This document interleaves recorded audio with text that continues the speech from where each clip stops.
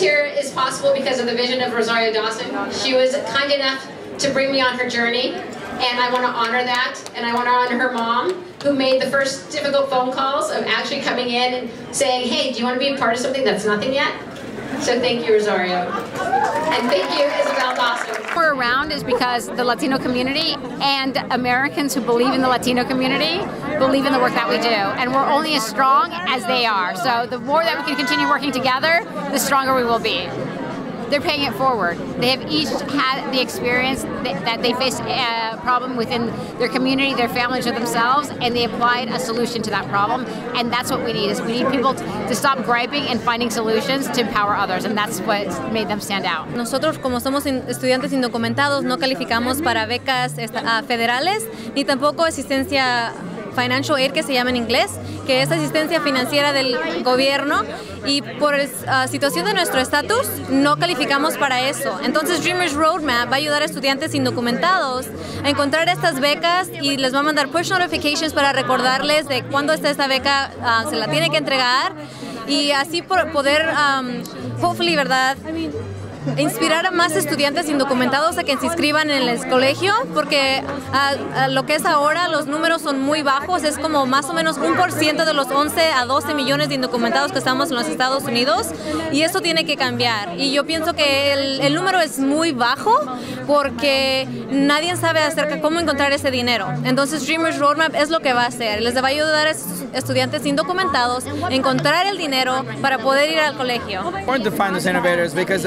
those innovators are the examples. Those innovators are the leading voices that eventually allowed other young people to feel like there's a place for them, a place for their visions, a place for their dreams. You know, I think that finding those innovative, young, Latin voices that basically say, hey, I can think it just as good as anybody else that's doing tech in the tech world.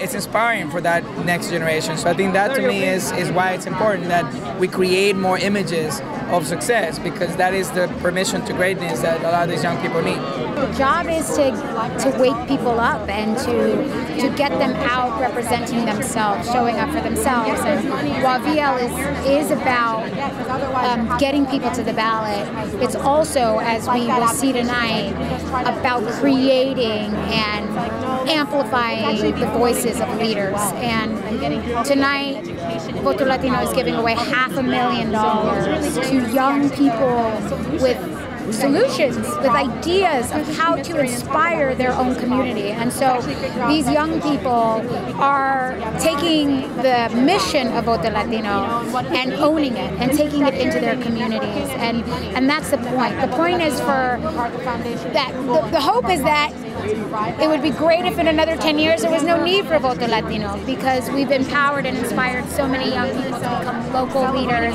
in their own communities and register every single one of their family members and friends and peers to show up and vote and to take responsibility for the engagement that exists in their community. Really important. I mean, our numbers are too huge.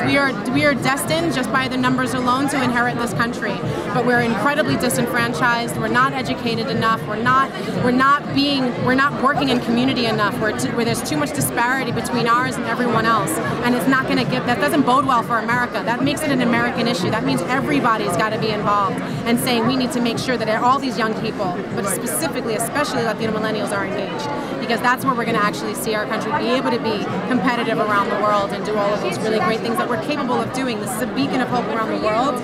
And right now there's so many people who are unhopeful, and that doesn't make any sense. We actually really have all the resources and the people power to really make the impact and difference, and it's time for us to start being in that zone and just get down, get dirty, and go, okay, I'm going to take this on.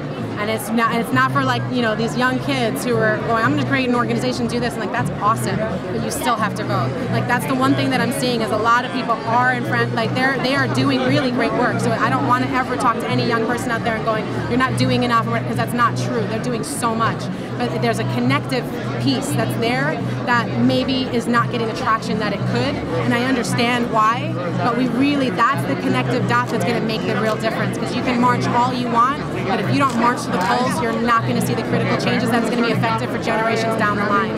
That's where we really need to make that. We really need to make the impact with young people to let them know this is how you can really put it down in the books and let history hear you.